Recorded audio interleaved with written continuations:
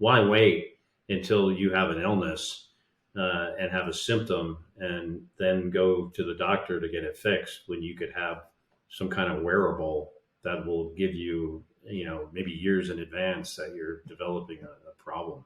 I would imagine as this technology grows, that's not only the future for NASA, but it'll be for all of us.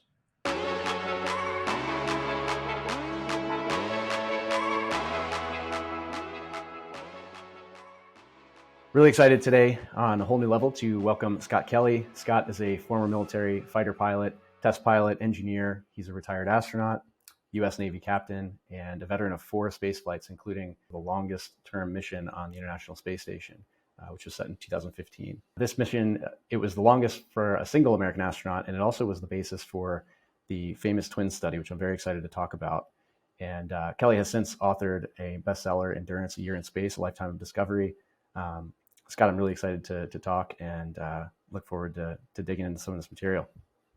Yeah, thanks, Josh. And I don't know if your listeners are aware of how we became connected, but my brother's son-in-law, my niece's husband, he's a recently graduated PhD in neuroscience, and my brother was getting sworn into the U.S. Senate this last time in January.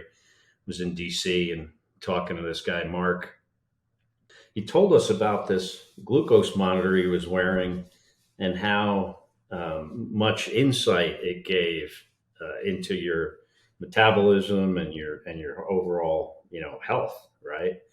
And so my wife and I were interested enough in it. We got it, and we were just both shocked by how incredibly powerful it is to see your metabolism respond to what you are eating. Normally the feedback loop on that is weeks or months or years. You change your diet, you see an effect far in the future. This shows you what you're eating that's good, what you're eating that's bad, how your body is dealing with it. And like I said, incredibly, incredibly powerful tool. I lost, over 20 pounds in 3 months. And some of the stuff I thought I was eating that was good was actually some of the worst stuff I was eating, like, healthy cereal with oat milk.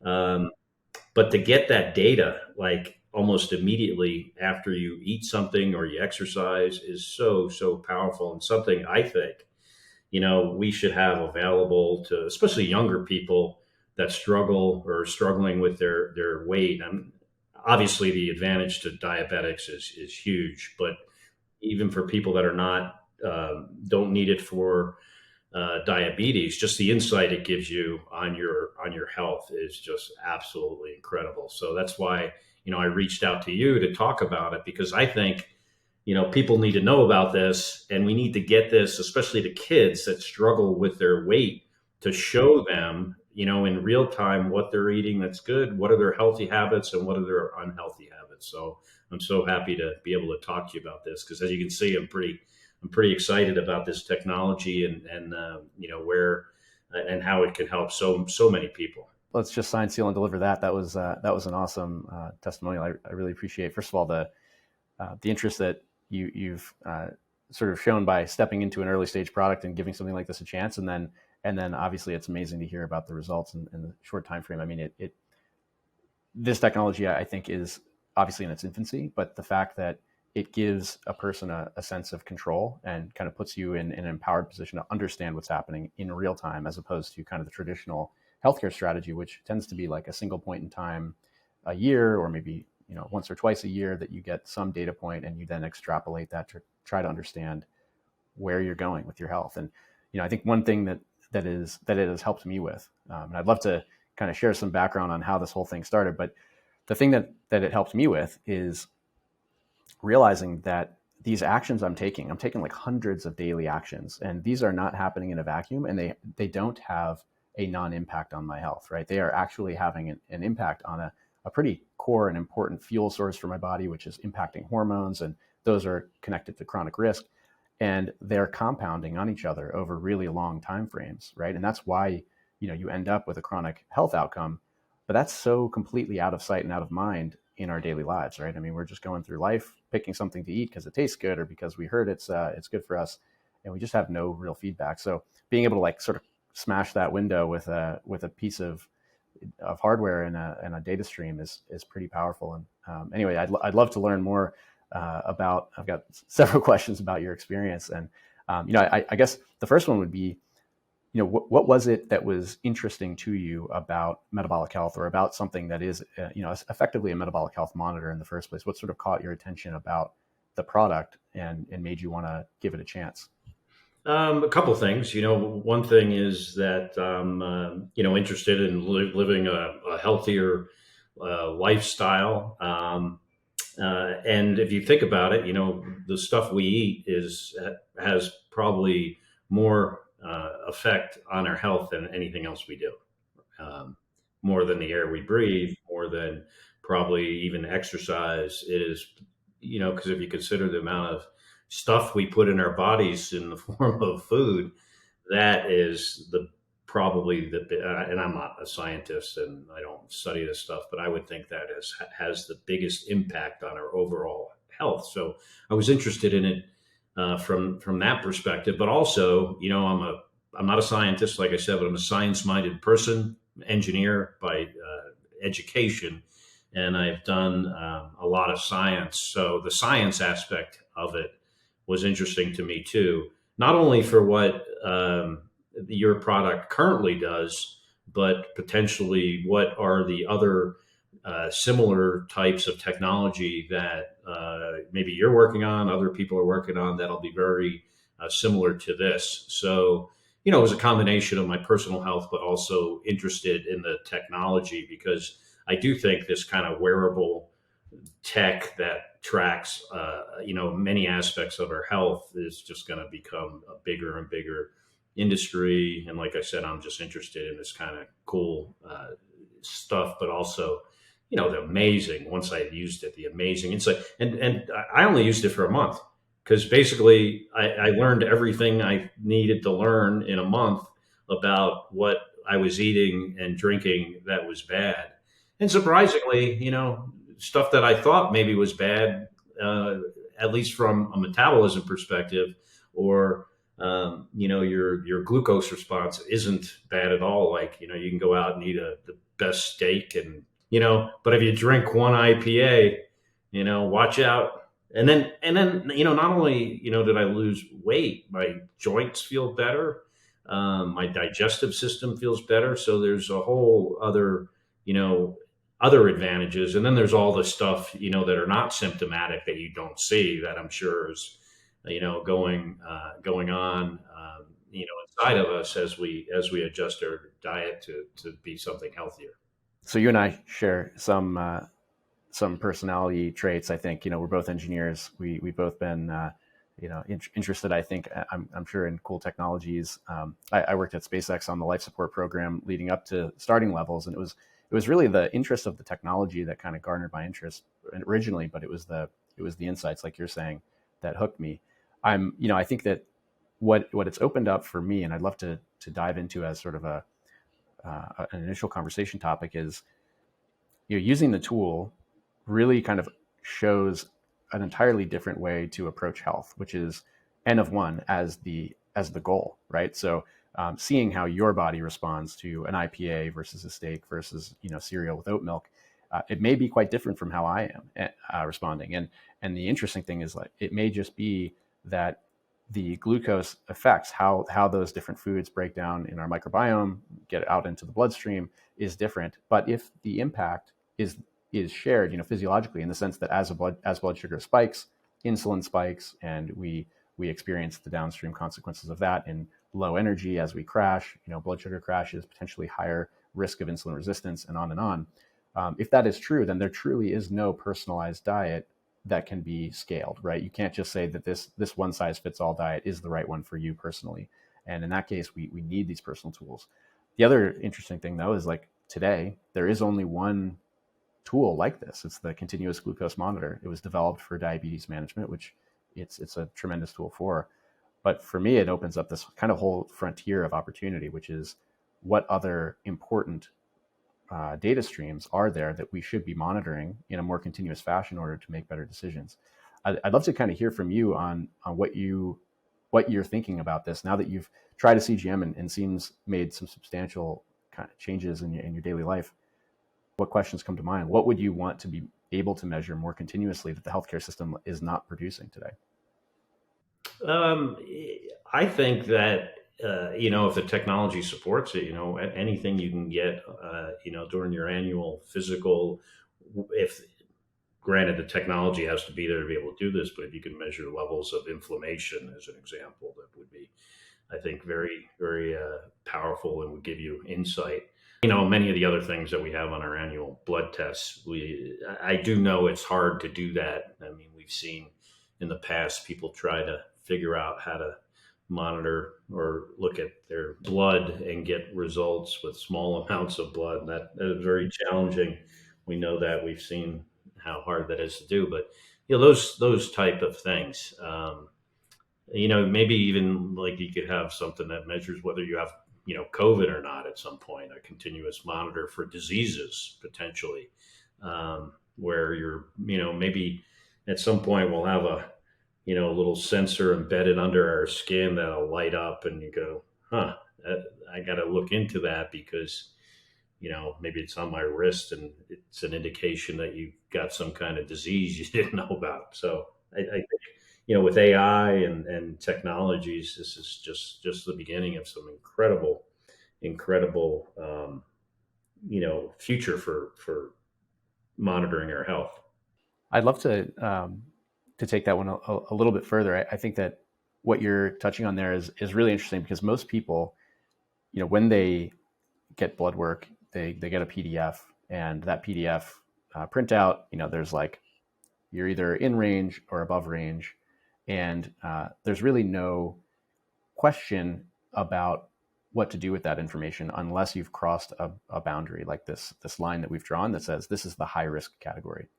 Um, I think one of the huge benefits potentially of this technology is that we can start to think of these molecules that are in our bodies that sort of describe how we're functioning and what our risks are as not some cliff that you can fall off, but actually this is a gradient that you are moving on at all times. And there's a spectrum of health, and everything we're doing is causing these molecules to react.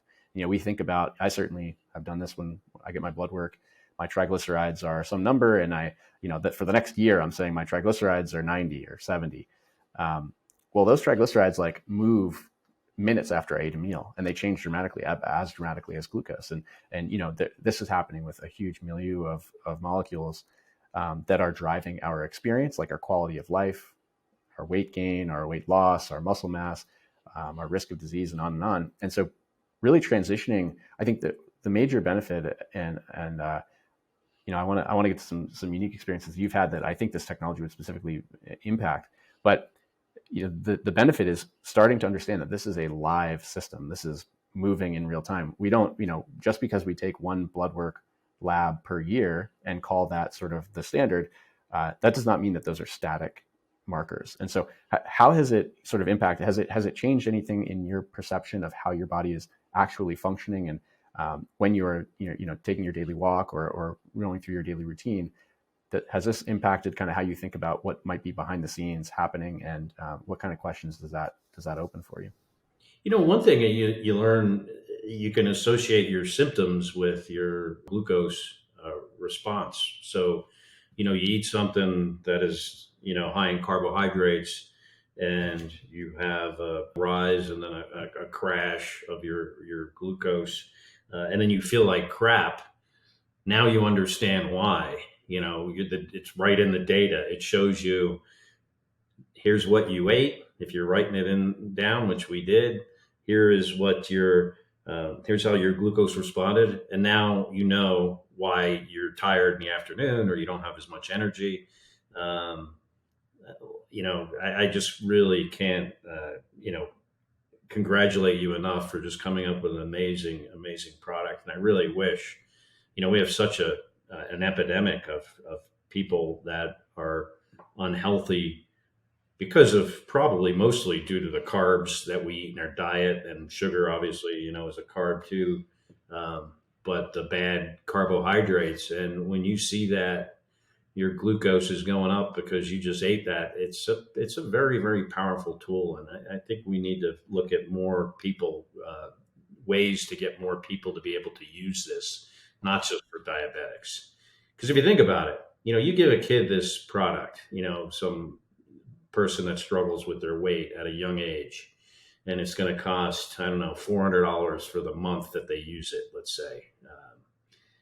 And but that what they learn in that month will have a lifetime of health benefits that will be paid for, thousands of times over, in my opinion, if people use the information they got to make adjustments. Like I can't even, and now when I eat something sweet, on the occasion I do, it's like too sweet for me. It's like I used to drink orange juice every once in a while.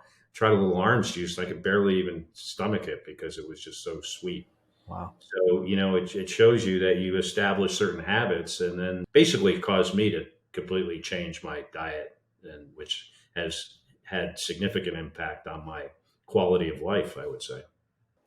It's amazing. I think that it's kind of that experience of what we call the first magic moment, which is when you put that CGM on and you try a thing, whether that's drinking orange juice, or in my case, it was actually a pressed juice from an organic juice cart. I was in New York and I hadn't slept well. I was going into an investor meeting, and it was just a green apple, carrots, and celery, like pressed.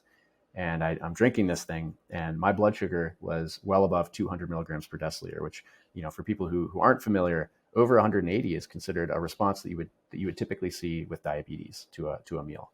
So I was over 200 milligrams per deciliter, and this, the interesting thing is the drink on the menu was called health drink. That was their health drink recipe, and again, it's just fruit and vegetables, but the immediate response and the way that I quickly wanted to learn more and started to understand, well, oh, when we press that juice out, we're stripping all the fiber out of that fruit and vegetables and causing it to hit the bloodstream instantly. And if I actually just eat some celery or eat some carrots, eat a green apple, I have a completely different response. And so you start to, like, fairly nuanced concepts like that Yeah. become possible to understand, and honestly interesting when you have that immediate feedback. And it's really a magic moment because it's able to take it's this abstract idea and make it something that becomes behavior change and habit. And I'm fascinated by how sticky it sounds like the experience has been for you, going through this for 1 month and completely evolving your dietary approach. That is something that is generally considered not to be possible. If you talk to people who are in public health, people who think a lot about chronic illness and about our risk for things like diabetes, the expectation is that behavior change is not going to happen. So we have to produce kind of a dietary philosophy that people can adhere to, that will be backed by nutrition companies. You put it on the ingredients, you put it on the marketing. And I think there's something, of course, to that. We need to monitor what products we're putting out there, to some capacity, make sure that we're not deliberately harming people. But at the end of the day, people are individuals and they have to make decisions. And I think no one wants to be unhealthy. It's just that we don't give feedback that helps you navigate your choices.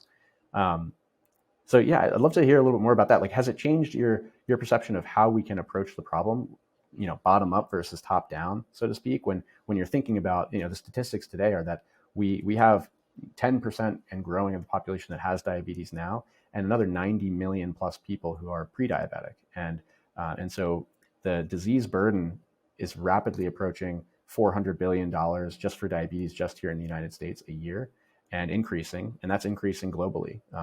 And so this isn't all about diabetes, what levels it is. It's about, like, giving somebody control over their health to an extent. But I'd love to hear from you, like, how do you think about tools like this and their ability to impact the healthcare system and disease trends?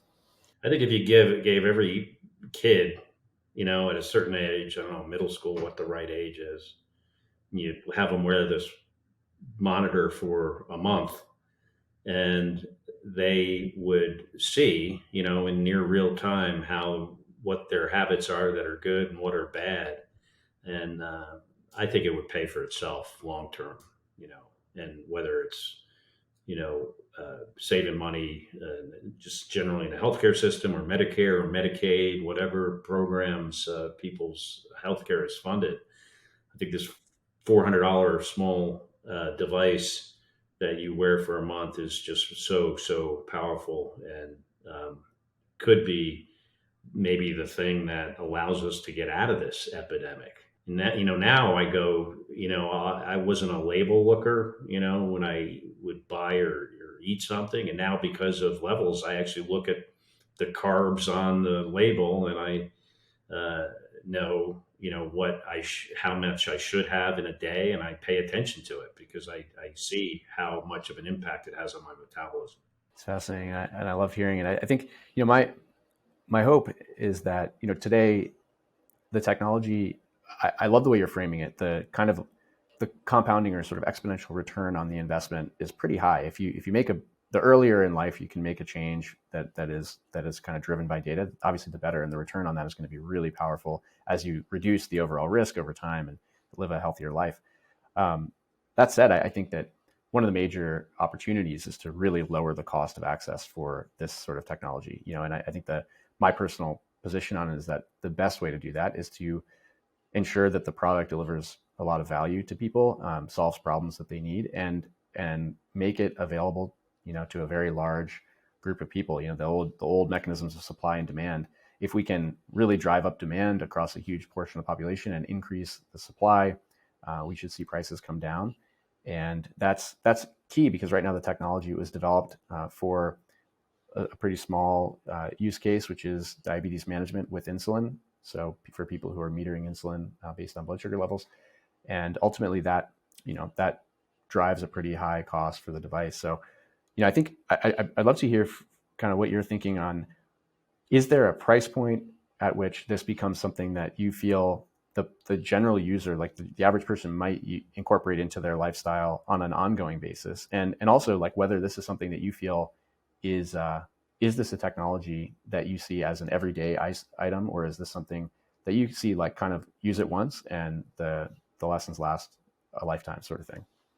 Well, I think it's probably, as far as single use, or someone who wears it for a year or always wears it, or I think I might put it on again at some point over the next year, just to see, just kind of like a double check on how I'm doing on my habits and stuff. But Trajectory check.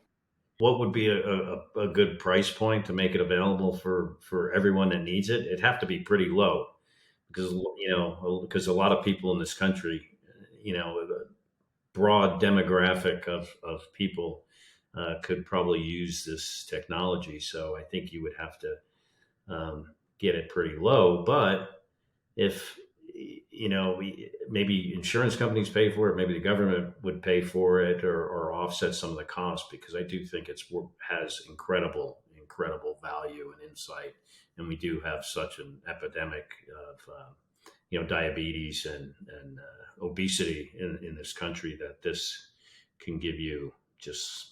I mean, I can't say it enough, just how incredibly powerful and insightful this tool is. So I hope people get the message, and if they have the means, and if it's necessary, to consider using it, because you'll find, I mean, everyone I've turned on to it are like blown away by how incredibly valuable it's been to them.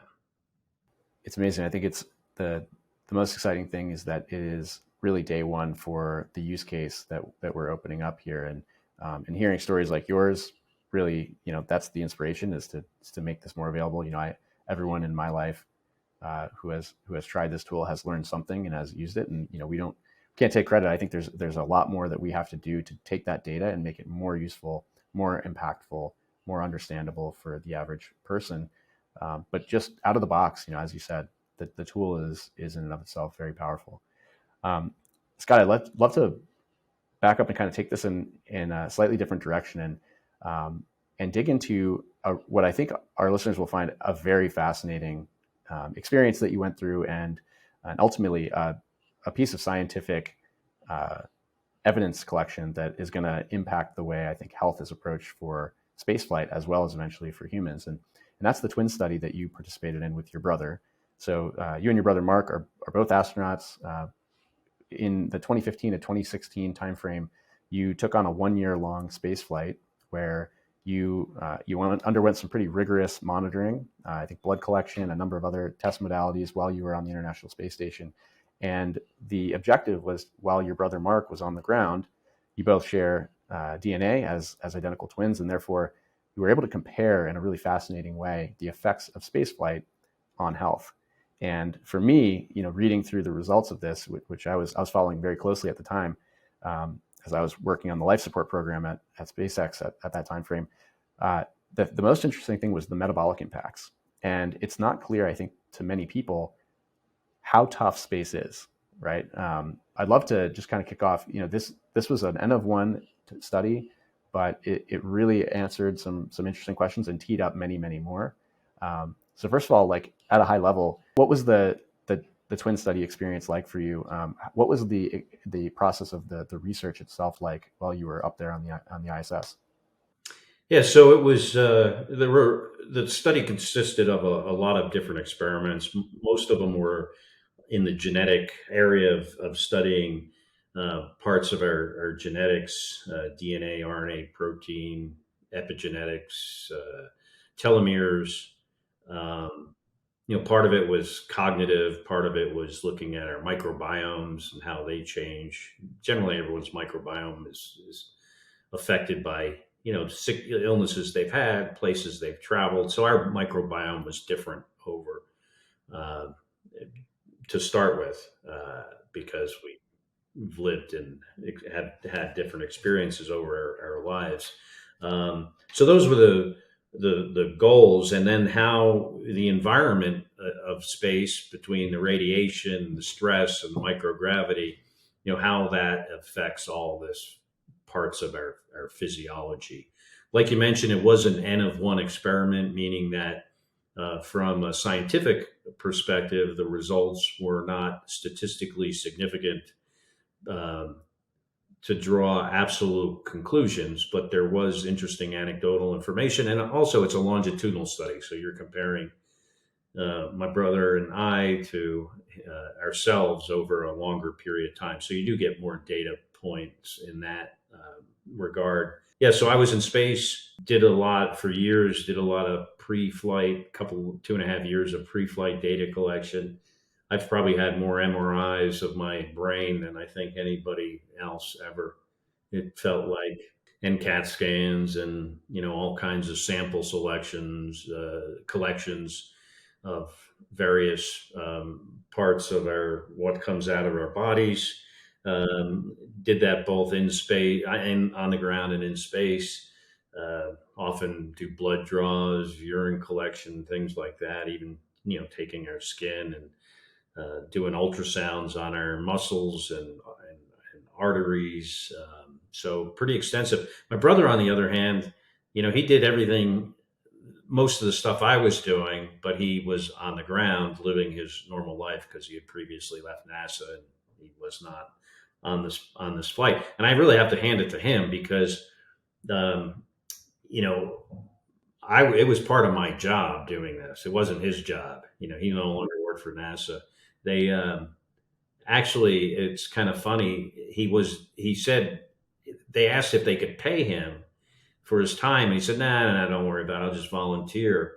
And then NASA came back later and says, well, it turns out you can't just volunteer. We have to pay you something.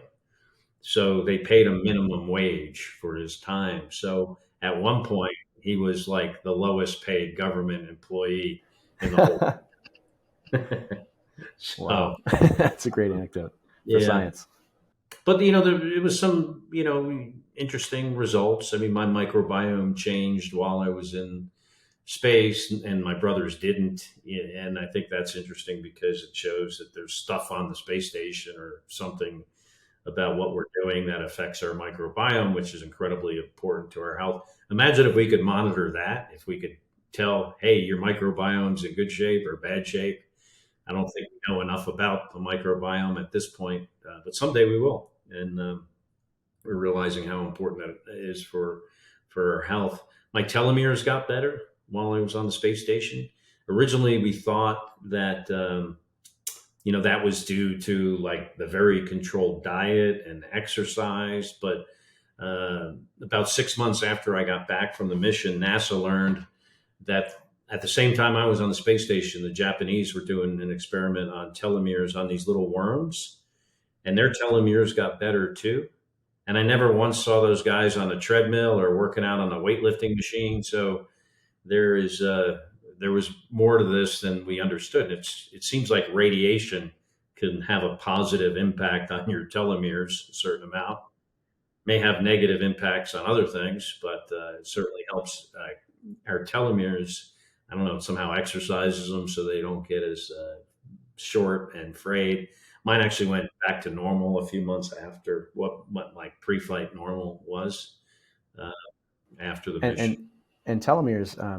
Can you explain what the telomere is for the person Yeah, listening and how that might impact health? yeah. The telomeres are ends of our chromosomes, and they're like little caps.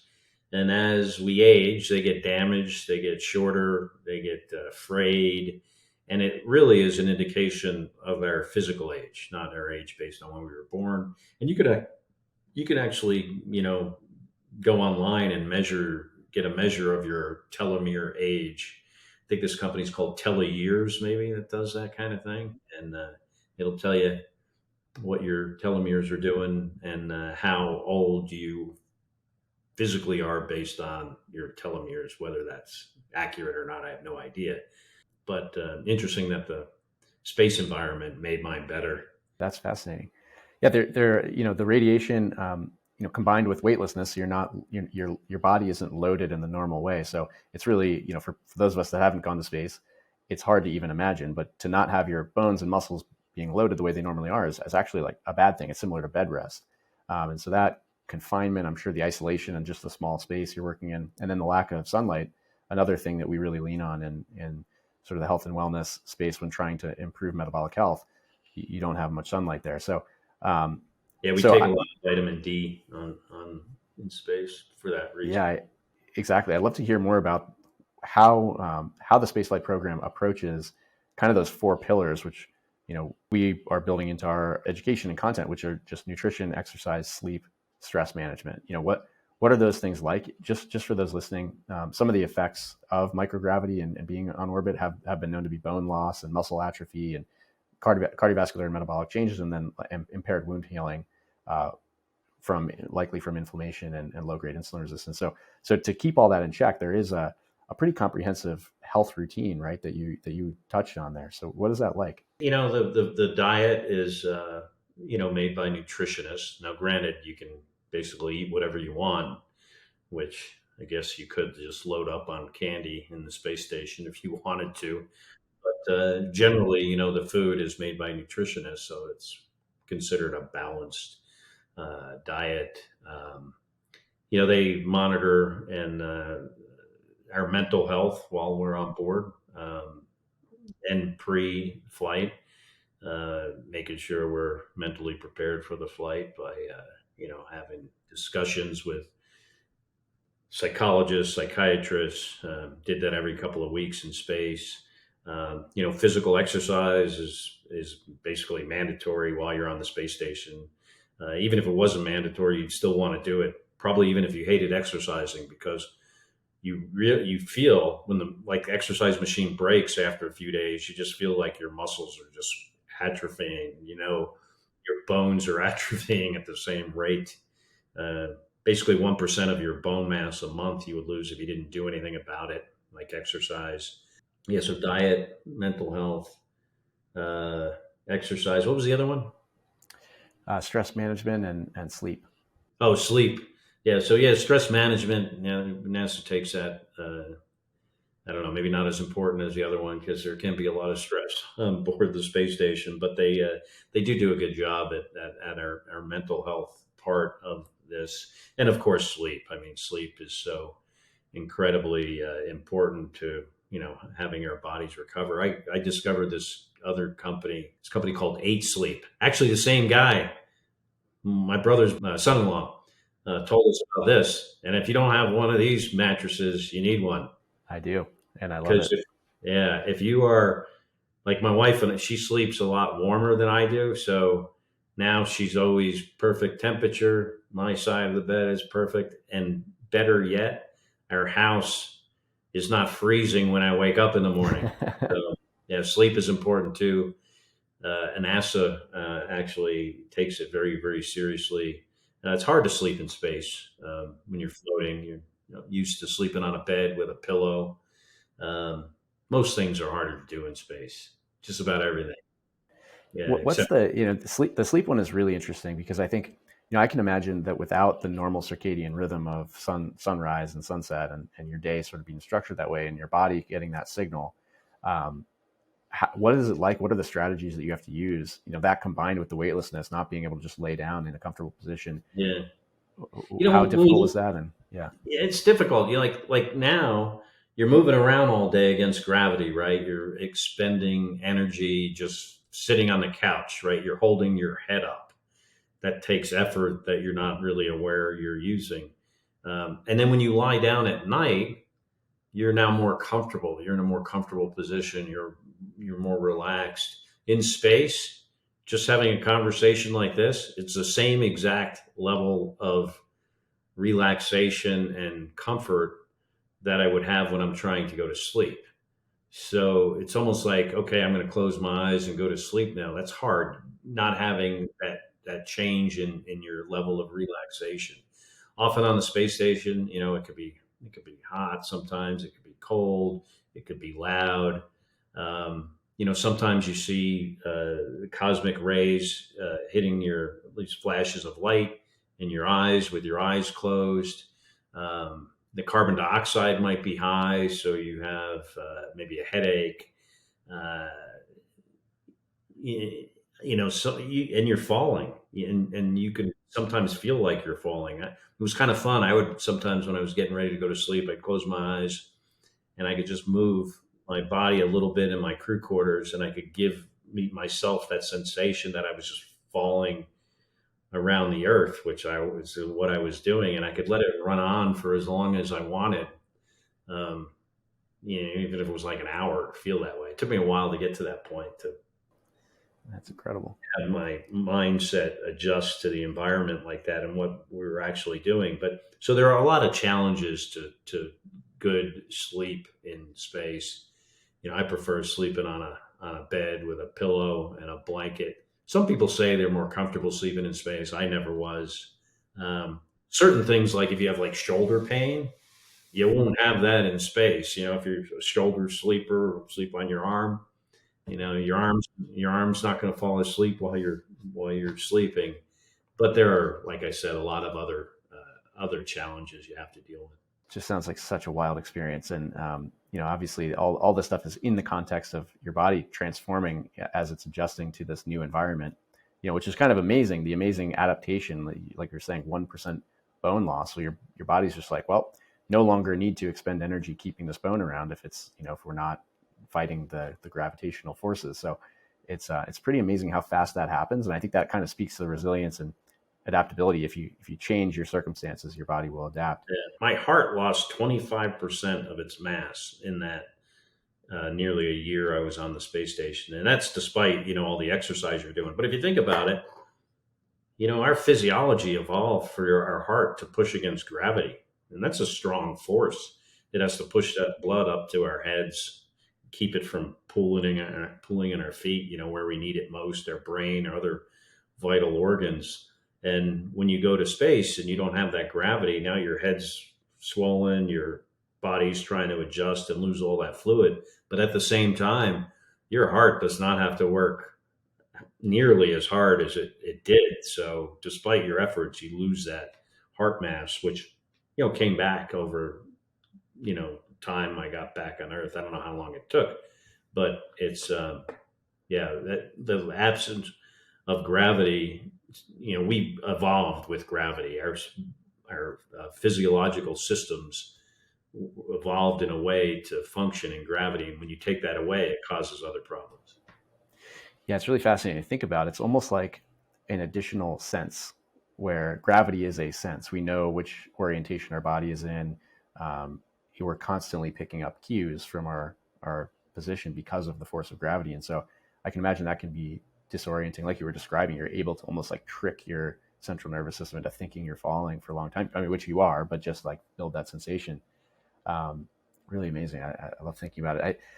I'd love to then hear, obviously all those changes are happening. You're sort of fighting the changes of the adaptation to space by introducing, weight training and the treadmill and all that, which I think you have tethers over your shoulders, kind of, or your waist pulling you down onto the treadmill so you can do the work. So all this whole routine to try to stay ultimately in metabolically healthy condition, because that is the consequences of bed rest, for example, are metabolic health deterioration, insulin resistance, get worse at processing glucose and other fuels, and that sort of thing. And that's similar to what we see on orbit. How about when you got back to Earth? Like, what was that experience like, getting back from space and on a flight that long? Like, what changed? What was the immediate experience like? It was great because all these things, like if you think about it, space is cool, right? And going to space is cool, but most of the stuff we care about is on Earth, right? Um, I mean, just going, I remember when the hatch opened and fresh air rushed inside the Soyuz after landing after a year. It kind of smelled like the first time I had ever breathed fresh air in my life. Um, it was just spectacular. And then they pull you out of the Soyuz capsule, and there was probably, I don't know, 50 to 75 people around the capsule. There might as well have been 10,000. It was like, it just seemed like an incredibly huge number of people. And then just get to experience, the sun, the warmth of the sun on your face, a cool breeze, rain, the weather, the color green. You don't have a lot of color green. Like, we got a lot of green here in my yard. Yeah, it was like everything was new again. Like, I remember the first time I saw a dog after I was out taking a walk a couple days after getting back from Houston. It was like the first dog I had seen in a year. It was like seeing an alien being. It was really cool. So yeah, it makes a lot of things are new. It's a little bit sensory overload when you have all these options again. You can eat and drink whatever you want. You can do whatever you want. Your life isn't completely controlled by a timeline on a computer running across a screen.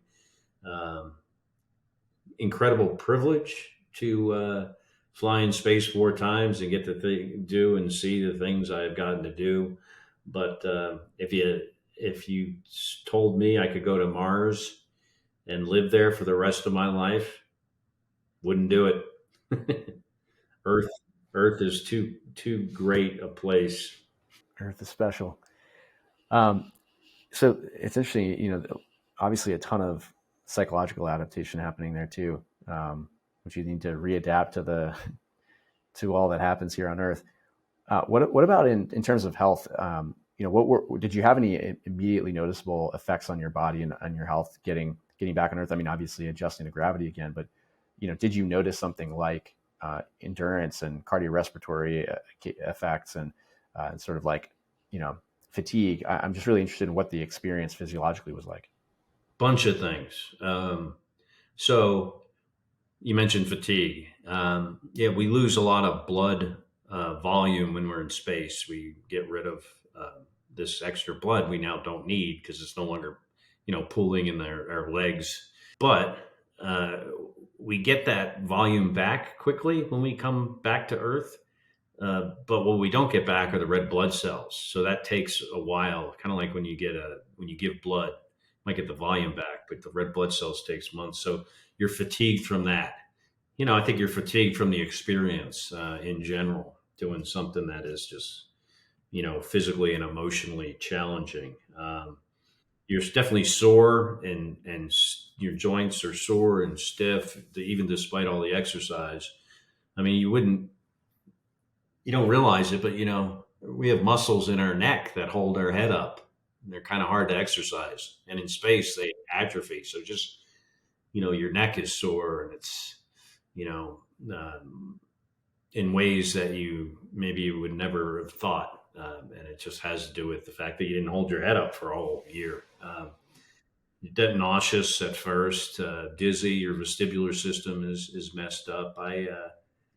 Um, on my first long duration flight, I was so nauseous I threw up when I got back. I didn't on the year long flight. I don't know if my body remembered or for whatever. I would have preferred to throw up because that usually makes you feel better, but nauseous or dizzy. When I would stand up, I could feel all the blood rushing out of my head and down to my ankles, and my ankles would just swell up like this big, like water balloons. Physically see that, because you're not only is your heart not able to keep up with it, your the rest of your cardiovascular system, which does contract to improve what's called your orthostatic intolerance. So you have, which is kind of like fainting, when the blood rushes out of your head. So it affects our orthostatic intolerance.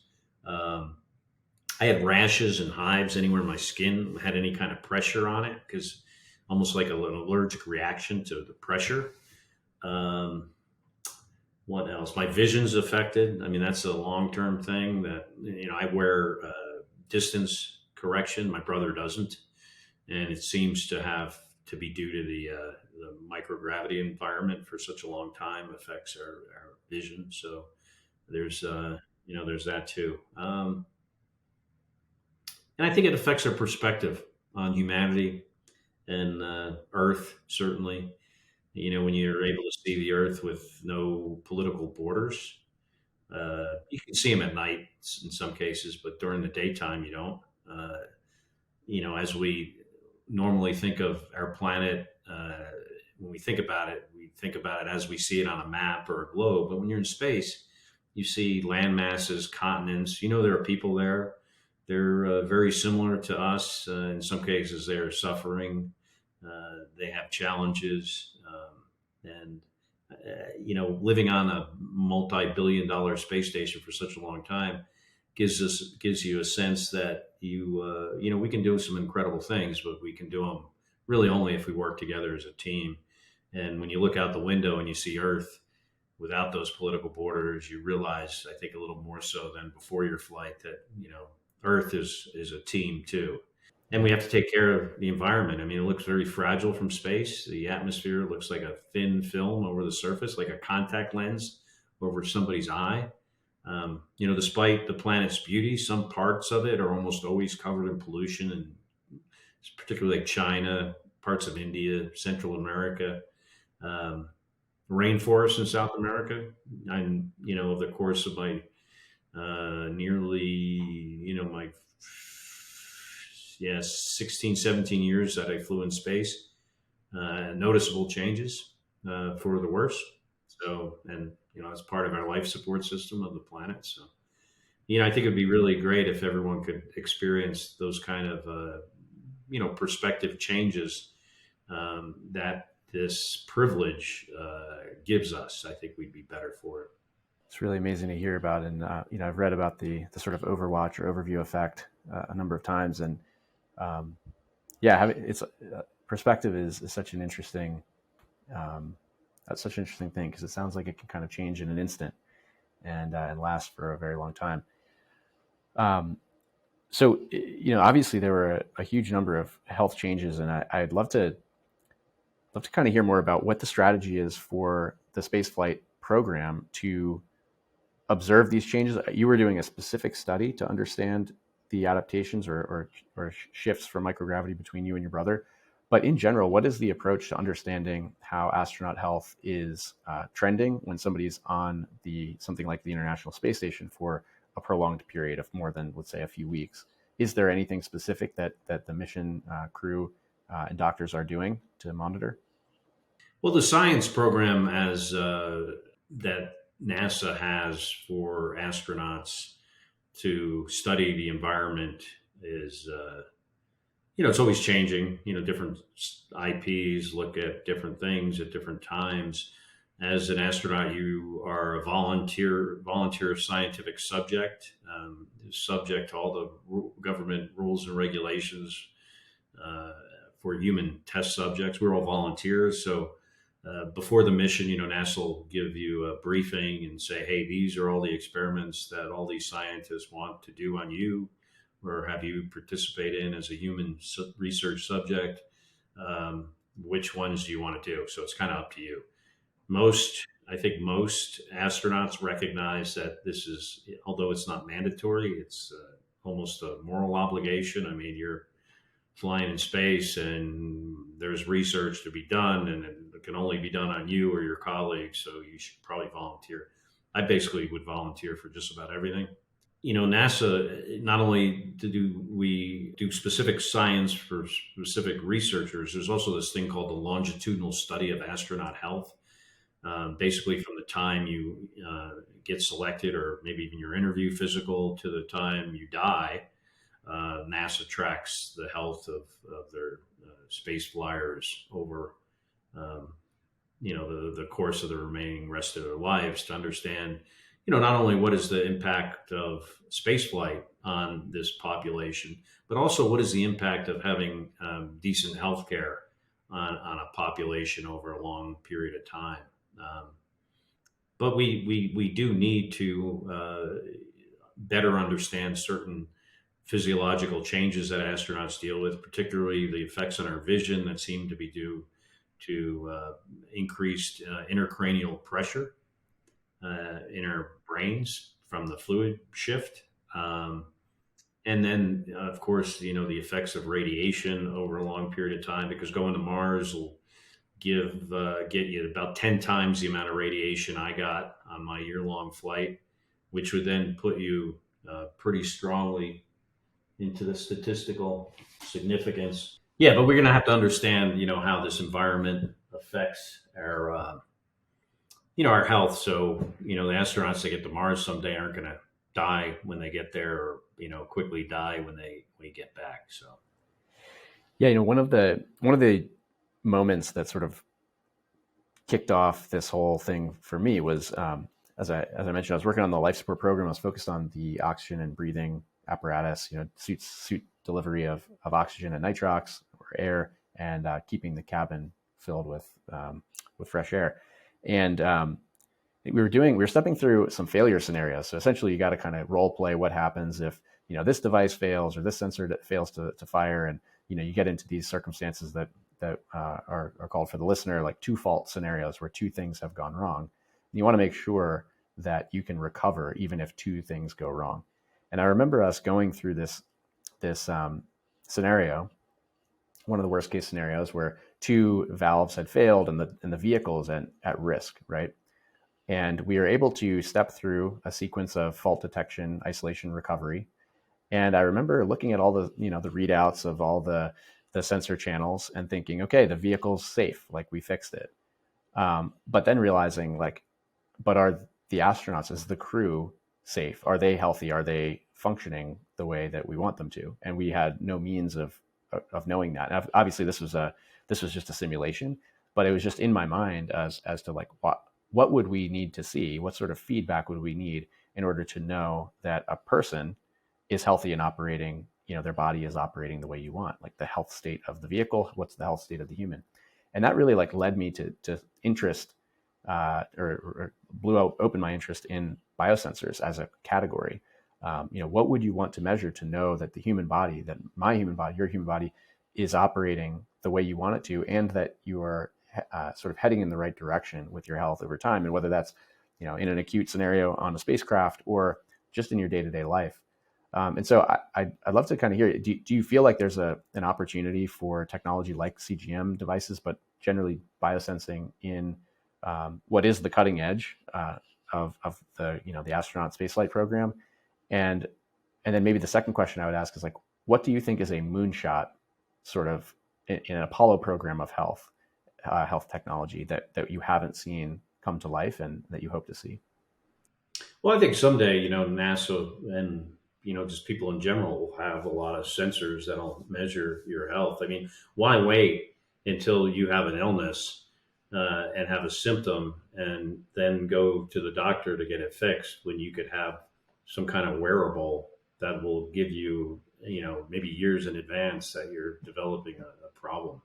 I would imagine as this technology grows, that's not only the future for NASA, but it'll be for all of us. If there's one category of health technology, something that you would describe as an Apollo program like worthy goal, what would that be for you? Where should the industry focus? Well, I think, cancer is such a devastating disease. Unfortunately, it's not just one disease. It's hundreds of different types. So curing it is going to be a challenge. But I do believe humans have an incredible capacity to solve difficult, challenging problems, and one of them being that. So I do think if we put the resources behind it, one day we will be able to do just that, and then there will be no cancer ever again. I don't know when that's going to be. Might not be in my lifetime, but yeah, just such a devastating illness for people, and just so random too. Um, I think that should be, well, the government does have that cancer moonshot program that I'm not sure where it stands, how well it's funded, but I think it should be, funded as best we can because, if you've ever had any family members or if you had ever had cancer yourself, it just can be so devastating. One thing that, although you're absolutely right, the treatments are sort of unique and specific, and the cancer is so varied. One thing that I'm excited about is earlier testing, earlier detection. Tests like Grail, which is a sort of cancer DNA detection in the bloodstream. I think there are tools that can be introduced that would give people an earlier insight into whether or not they have cancer potentially developing, because the strongest correlation between cancer and survival is how early is it detected.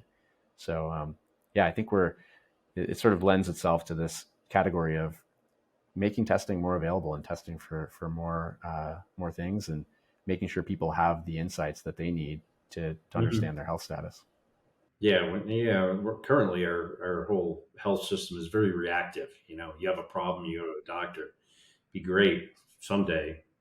I mean, I think your product gives you this kind of insight where, hey, I'm getting close to being, not me personally, but if someone's like close to being a type 2 diabetic or pre-diabetic, good to know that. And you can learn that so very quickly from your levels technology.